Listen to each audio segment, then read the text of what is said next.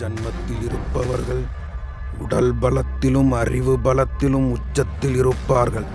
அவர்களுக்கு கடவுளை உணரும் தன்மை இருப்பதில்லை.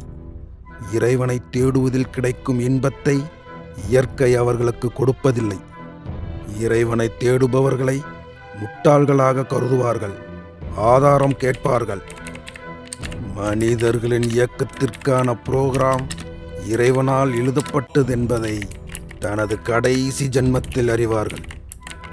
இது போன்று ஒவ்வொரு ஜன்மங்களில் பாவம், புண்ணியம், கர்மா, பேர், புகழ், செல்வம் அனைத்தையும் பெற்று தனது கடைசி ஜன்மத்தில் முற்றும் துறந்து இறைவனைச் சேர்வார்கள்.